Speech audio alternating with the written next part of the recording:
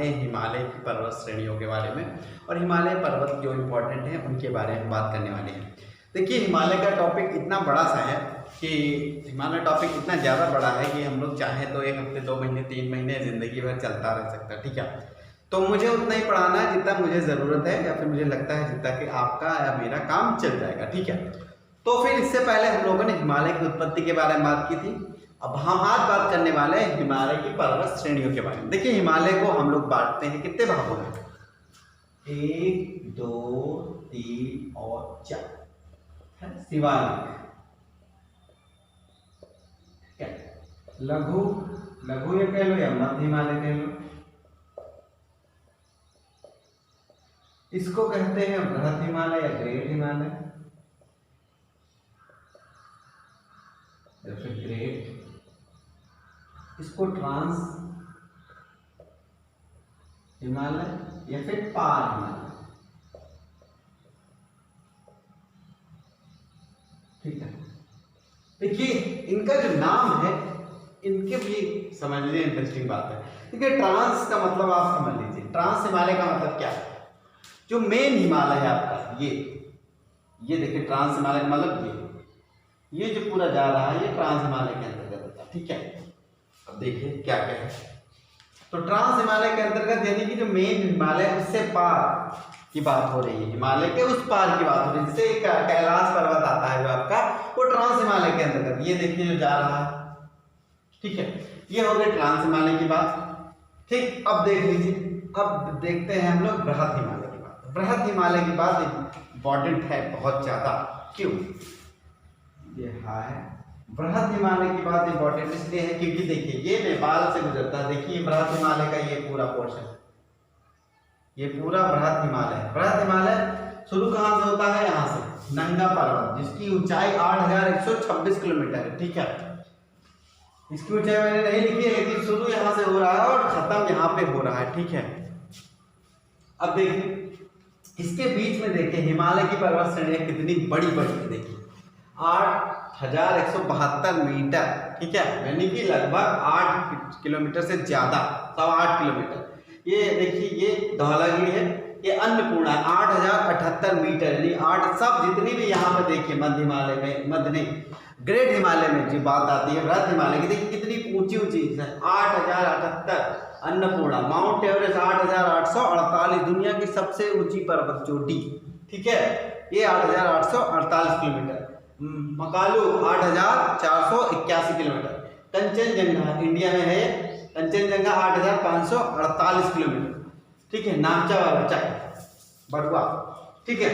तो ये हो गए देखिए पर्वत श्रेणी के नाम याद रखने में। देखिए इंडिया की सबसे ऊंची पर्वत श्रेणी है K2 गॉर्डियन ऑस्टिन 8611 किलोमीटर। ये देखिए नंदा देवी।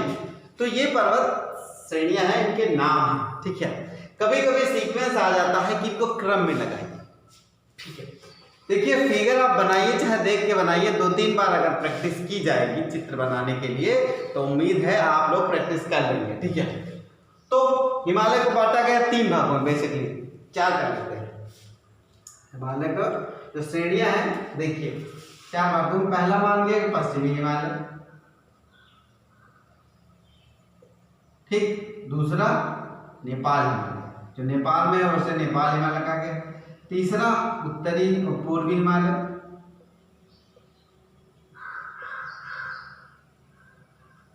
और चौथा आपका क्या उत्तर पूर्वी हिमालय, ठीक है। तो पश्चिम हिमालय ये है, नेपाल हिमालय जो नेपाल के अंतर्गत आता है, और पूर्वी हिमालय इधर है, और उत्तर पूर्वी हिमालय इधर है। इधर भी कई है, जैसे यहाँ पे नागा पर्वत है, नागालैंड, उसी पे समझ लीजिए नाम दिया गया है, नागा पर्वत के आधार पे नागालैंड, ठीक है।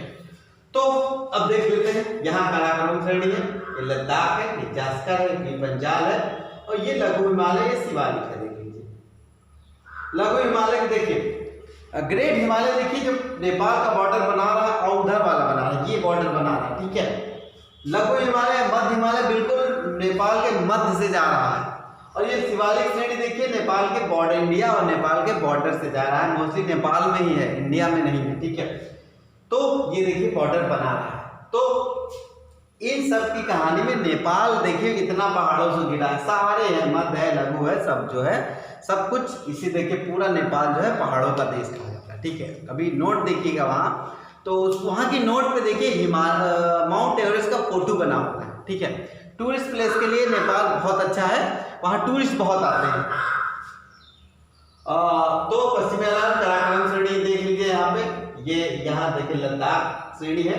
देखिए इसमें से नदियाँ निकलती हैं। जब मैं नदियों के बारे में बताऊंगा, प्रवाह तंत्र के बारे में बताऊंगा, जब यहाँ इस इलाके के जब नदियों के बारे में बताएंगे तो बताएंगे सिंधु, झेलम, चिनाब, रावी, सतलज, ये सारी नदियां जो है इस इलाके में निकलती है, इनके बीचों से, पर्वत श्रेणियों के बीचों से निकलती है। ठीक है, यहाँ कैलाश पर्वत है, कहते हैं भगवान शिव यही रहते हैं। तो यहाँ से भी जैसे यहाँ से भी नदियाँ निकलती है, मैं कैलाश मानसरोवर का नाम सुना होगा, यहाँ यात्रा भी की जाती है। तो यहाँ से नदियाँ निकलती हैं, इधर एक ब्रह्मपुत्र नदी चली जाती है जो कि आते आते यहाँ से ऐसे जाती है। ठीक है, और यहाँ पे सिंधु नदी भी यहीं से निकलती है। कई सारी नदियाँ हैं जो कि यहाँ से निकलती हैं। ठीक है, तो नेपाल की राजधानी काठमांडू है। और देखिए इस तरीके से हिमालय पर्वत श्रेणियों के बारे में मैंने बता दिया है, और दर्रे के बारे में भी हम बात करने वाले हैं, और ढेर सारी चीजें हम लोग करने वाले हैं इसके अंतर्गत। तो जैसे काराकोरम, लद्दाख, जास्कर और ये पीर पंजाल और शिवालिक श्रेणियों को क्रम में रखने के लिए आ जाता है।